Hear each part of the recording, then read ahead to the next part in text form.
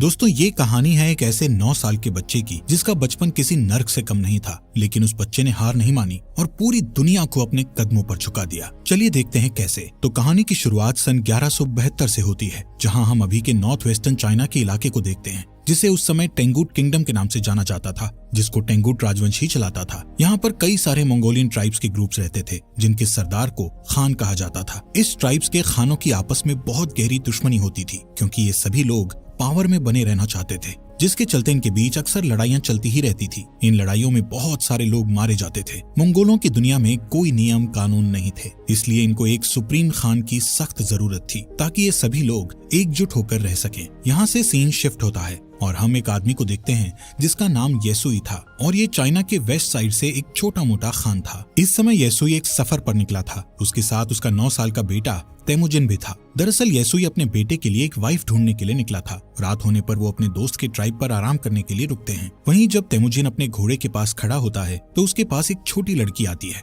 जिसका नाम बोटे था। वो उससे उसका नाम पूछती है और कहती है कि तुम यहाँ क्यों आए हो, जिस पर तेमुजिन उसे अपना नाम बताकर कहता है कि वो अपने फादर के साथ उसके लिए एक वाइफ ढूंढने के लिए आया है। तभी बोटे उससे कहती है कि तुम्हें मुझसे ही शादी करनी चाहिए। इतना कहते हुए वो वहाँ से चली जाती है। रात में जब तेमुजिन अपने फादर के पास बैठा होता है तो उसके फादर उसे कहते हैं कि मुझे तुम्हारे लिए एक ऐसी वाइफ चाहिए जो सबसे ताकतवर समुदाय से हो। तभी तेमुजिन अपने फादर से कहता है कि मैं खुद ही अपने लिए लड़की चूज करूंगा। तेमुजिन की जिद के बाद उसके फादर उसे अपने दोस्त की ट्राइब से किसी एक लड़की को चुनने की इजाजत दे देते हैं। अब सुबह होते ही तेमुजिन के फादर उस ट्राइब की सभी लड़कियों को लाइन में खड़ा करके उनके पैरों को गौर से देखते हैं, क्योंकि उनका मानना था कि एक स्ट्रॉन्ग लेग्स वाली लड़की ही अपने पति को खुश रख पाती है। इसके बाद तेमुजिन एक एक लड़की को देखता जाता है और लास्ट में वो बोटे को अपनी पत्नी चुनता है और उन दोनों की शादी हो जाती है। लेकिन शादी होने के बाद भी वो दोनों आने वाले 5 साल तक एक साथ नहीं रह सकते थे, क्योंकि ये उनकी ट्राइब्स का नियम था। अब तेमुजिन और उसके फादर का यहाँ से जाने का समय हो जाता है, लेकिन जाने से पहले तेमुजिन बोटे को एक नेकलेस गिफ्ट करता हुआ उसे कहता है कि वो उसके लिए जल्द ही वापस आएगा। यहाँ से येसुई तेमुजिन और अपने लोगों के साथ सफर पर निकल जाता है। कुछ दूर चलने के बाद वो लोग एक जगह पर आराम करने के लिए रुकते हैं। यहाँ पर वो सभी लोग काफी सतर्क थे, क्योंकि ठीक उनके सामने थोड़ी दूर एक और खान की ट्राइब के लोग बैठे थे। थोड़ी देर बाद उस खान का एक आदमी येसुई के लिए एक कटोरी में दूध लाता है, जिसका मतलब शांति का पैगाम था, और वो लोग समझौता करना चाहते थे। येसुई वो दूध की कटोरी ले लेता है और सामने बैठे खान के लिए भी अपनी तरफ से एक दूध की कटोरी भेजता है। येसुई के आदमी येसुई को खुद वो दूध पीने से पहले अपने किसी नौकर को पिलाने के लिए बोलते हैं, लेकिन येसुई उन्हें ऐसा करने से मना कर देता है, क्योंकि वो उस खान का विश्वास नहीं तोड़ना चाहता था और खुद ही वो दूध पी जाता है। दूसरी तरफ खान भी येसुई का भिजवाया हुआ दूध पी लेता है। थोड़ी देर बाद जब वो लोग अपना सफर फिर से जारी रखते हैं तो रास्ते में अचानक ही येसुई के सीने में बहुत तेज दर्द होने लगता है, जिससे वो अपने घोड़े से गिरकर मर जाता है। यहाँ हमें पता चलता है कि ये सब उस खान के दिए गए दूध के कारण हुआ था, क्योंकि खान ने उस दूध में जहर मिलाकर दिया था। तभी तेमुजिन अपने फादर के पास जाता है, लेकिन उसके साथ के सभी लोग उसे यहीं पर अकेला छोड़कर वहाँ से जाने की तैयारी करने लगते हैं, क्योंकि उनके बीच एक परंपरा थी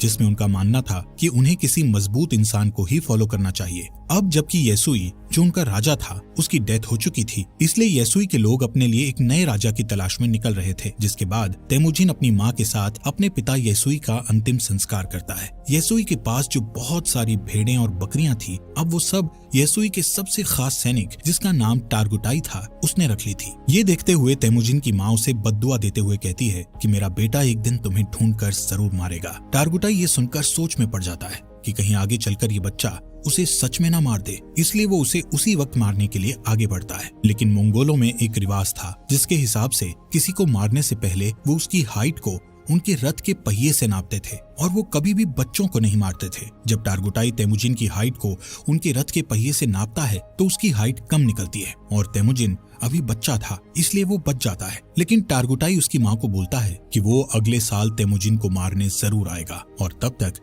उसकी हाइट और उम्र भी बढ़ चुकी होगी। कुछ महीनों बाद जब सर्दी आ जाती है तो तेमुजिन के पास छुपने के लिए कोई भी जगह नहीं थी। तभी उसे अपने फादर की बात याद आती है कि उन्होंने कहा था कि गॉड टेंगरी उनकी बुरे वक्त में मदद जरूर करेंगे। इसीलिए वो उस सीक्रेट माउंटेन की तरफ जाने लगता है, लेकिन रास्ते में अचानक उसका पैर बर्फ से जमी झील पर टिक जाता है और वो उस झील के अंदर ठंडे पानी में गिरकर डूबने लगता है। वो डूबकर मरने ही वाला था, लेकिन तभी वहाँ उसकी ही उम्र का एक लड़का जिसका नाम जमूखा था उसे झील से बाहर लाकर उसकी जान बचा लेता है। यहाँ पर जमूखा और उसका बड़ा भाई तेमुजिन को अपने साथ घर ले जाते हैं और उसे खाना खिलाते हैं। तेमुजिन उसकी जान बचाने के लिए उनका शुक्रिया अदा करता है। इसके बाद जमूखा और उसका भाई अपने अपने हाथ पर कट लगाकर अपना खून दूध में मिलाकर तेमुजिन को वो दूध पीने को कहते हैं। तेमुजिन वो दूध पी जाता है और अब वो 2 नहीं बल्कि 3 भाई बन गए थे। उन्होंने तेमुजिन को अपना भाई बना लिया था। अगली सुबह टारगुटाई अपने लोगों के साथ तेमुजिन को ढूंढता हुआ यहाँ आ जाता है ताकि वो तेमुजिन को जान से मार सके। टारगुटाई के लोग तेमुजिन को पकड़कर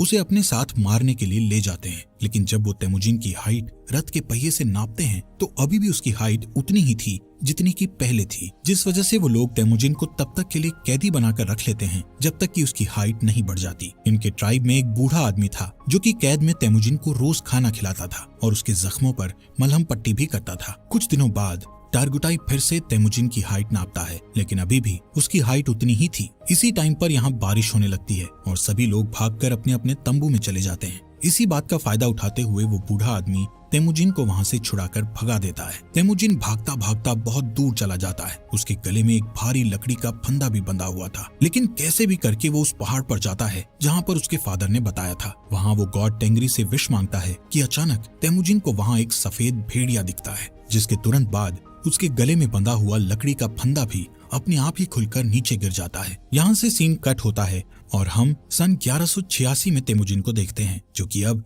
एक नौजवान लड़का बन चुका था। लेकिन तेमुजिन अभी भी टारगुटाई के लोगों से बचकर भाग रहा था। कई सालों से टारगुटाई के लोग तेमुजिन को ढूंढ रहे थे और एक दिन वो तेमुजिन को ढूंढ ही लेते हैं और उसे पकड़कर फिर से कैदी बनाकर उसी लकड़ी के फंदे में रखते हैं जिसमें उसे बचपन में रखा गया था। अब क्योंकि तेमुजिन की हाइट और उम्र बढ़ चुकी थी, इसलिए उसके मरने के चांसेस बहुत ज्यादा थे। लेकिन टारगुटाई उसे जान से नहीं मारता क्योंकि वो उसे अपनी जान की भीख मांगते हुए देखना चाहता था। लेकिन तेमुजिन टारगुटाई से बोलता है कि मैं खुशी खुशी मर तो सकता हूँ, लेकिन तुम्हारे आगे अपनी जान की भीख कभी नहीं मांगूंगा। ये सुनकर टारगुटाई उसे टॉर्चर करना शुरू कर देता है और उसे कहता है कि अब मैं तुम्हें धीरे धीरे तड़पा तड़पा कर मारूंगा। यहाँ पर हम देखते हैं कि वो बूढ़ा आदमी अभी तक जिंदा था और वो फिर से तेमुजिन के पास जाकर उसे पानी पिलाता है। उसी दिन शाम को जब सभी लोग आपस में बिजी थे तो टारगुटाई तेमुजिन के पास अकेला उससे बात करने जाता है। इसी बात का फायदा उठाकर तेमुजिन उसी लकड़ी के फंदे से जिससे उसे बांधा गया था उससे टारगुटाई को मारकर वहाँ से भाग जाता है। अब टारगुटाई को मारकर वो खुद खान बनने के लिए तैयार था। अब यहाँ पर वो सबसे पहले अपनी वाइफ के पास जाता है जिससे उसने बचपन में शादी की थी। वो बोटे के पास जाता है जो अब बड़ी हो चुकी थी और बहुत खूबसूरत भी। बोटे उससे कहती है कि मैं कई सालों से तुम्हारा इंतजार कर रही थी और अब फाइनली वो दोनों साथ थे। कुछ देर बाद वो लोग यहाँ से निकल जाते हैं। यहाँ से तेमुजिन सीधा अपनी माँ और बहन के पास उनसे मिलने जाता है। तेमुजिन को इतने सालों बाद देखकर उसकी माँ और बहन बहुत खुश थे, लेकिन एक दिन इनके ऊपर मर्किट ट्राइब के लोगों का अटैक हो जाता है। कई साल पहले तेमुजिन के फादर ने इस मर्किट ट्राइब के खान की मदर को किडनैप किया था और तब इस ट्राइब के खान ने कसम खाई थी कि वो अपनी माँ का बदला जरूर लेगा। और अब ये लोग यहाँ बोटे को किडनैप करने आए थे। बोटे और तेमुजिन दोनों यहाँ से भागने की कोशिश करते हैं, लेकिन तभी एक तीर बोटे को लगता है जिससे वो अपने घोड़े से नीचे गिर जाती है और वो लोग उसे किडनैप कर लेते हैं। दरअसल मर्किट खान बोटे को अपनी वाइफ बनाना चाहता था, वहीं दूसरी ओर तेमुजिन अपनी वाइफ बोटे को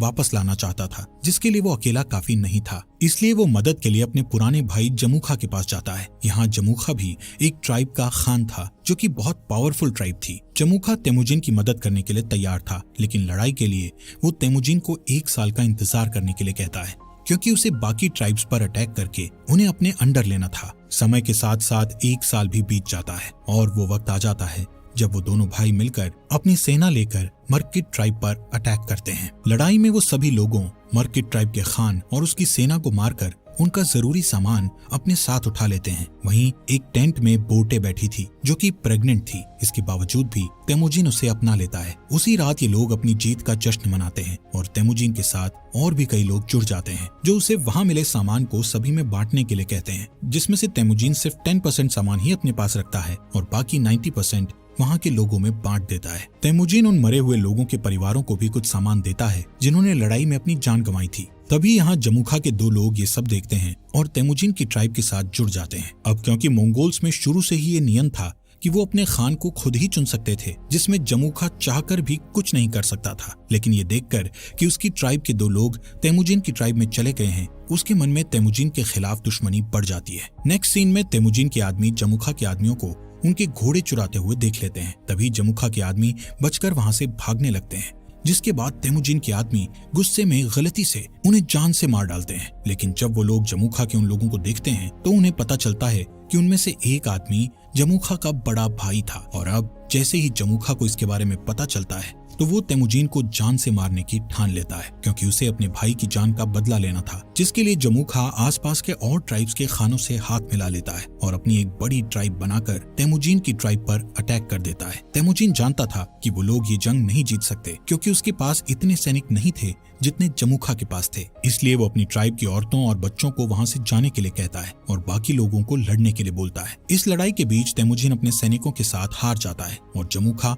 उसे और उसके सैनिकों को बंदी बना लेता है। जमूखा तेमुजिन को अभी भी भाई बोलता था, लेकिन वो अपने बड़े भाई की जान का बदला लेना चाहता था। इसलिए वो तेमुजिन को अपनी जान बचाने के लिए गिड़गिड़ाते हुए देखना चाहता था। इसके बाद वो तेमुजिन को अपना गुलाम बना लेता है और किसी और ट्राइब के लोगों को बेच देता है, जहां सजा के तौर पर तेमुजिन को रेगिस्तान में काफी दूर पैदल चलना पड़ता है। बहुत दूर चलने के बाद ये लोग एक शहर पहुंच जाते हैं जहां टेंगुट डायनेस्टी का शासन था। ये लोग तेमुजिन को एक जगह बैठाते हैं ताकि दूसरे लोग उसको देखकर उसे खरीद सकें। एक दिन इस सल्तनत का राजा बाजार आया हुआ था। तभी वो तेमुजिन को देखता है और उसे चंद पैसों में खरीदने के लिए अपने लोगों से बात करता है। लेकिन उस राजा के लोग तेमुजिन को खरीदने से उसे मना करते हैं, लेकिन फिर भी वो तेमुजिन को खरीद लेता है। इसके बाद तेमुजिन को एक पिंजरे जैसे कमरे में रखा जाता है जो शहर के बीचों बीच था, ताकि बाहर से लोग उसे देखकर हंस सकें और उसका मजाक उड़ाते हुए मस्ती कर सकें। यहाँ पर तेमुजिन को देखने के लिए एक बुद्धिस्ट मंक हर रोज आता था और उससे माफी मांगता था। एक दिन तेमुजिन बुद्धिस्ट मंक के साथ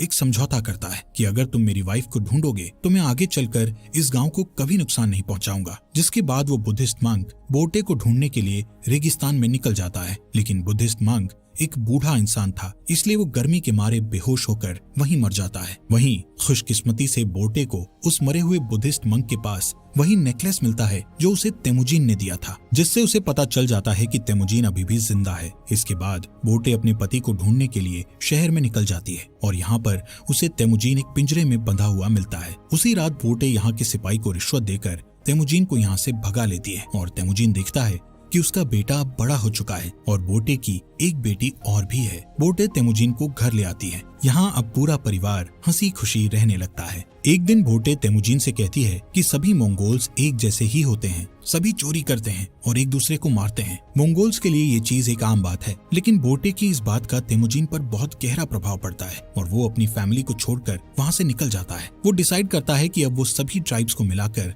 एक नया मंगोल राज बनाएगा, जिसमें सभी के बीच नियम और कानून होंगे। तेमुजिन अब डिसाइड कर चुका था कि अगर इस काम को पूरा करने के लिए उसे किसी की जान भी लेनी पड़े तो वो पीछे नहीं हटेगा। वो 3 नियम बनाता है, जिसमें पहला नियम था कि औरतों और बच्चों को कभी नहीं मारा जाएगा। दूसरा नियम था कि दुश्मन से मरते दम तक लड़ा जाएगा और तीसरा नियम ये था कि कोई भी अपने खान को धोखा नहीं देगा। यहाँ से सीन कट होता है और हम सन 1196 को देखते हैं, जहां कई साल पहले तेमुजिन ने कसम खाई थी कि वो मंगोल की बड़ी आर्मी बनाएगा और अब उसने बहुत सारे ट्राइब्स को जीतकर एक साथ जोड़कर एक बड़ा मंगोल बना लिया था। अब उसके रास्ते में एक ही रुकावट थी जो उसको राजा बनने से रोक रही थी, और वो रुकावट और कोई नहीं बल्कि उसका भाई जमूखा ही था। जमूखा के पास भी एक बहुत बड़ी आर्मी थी और वो दोनों एक जंग के मैदान में अपनी पूरी आर्मी लेकर लड़ाई के लिए तैयार थे। यहाँ पर तेमुजिन जमूखा को उसका भाई होने के नाते उसके साथ जंग करने के बजाय उसको समझाना चाहता था, लेकिन जमूखा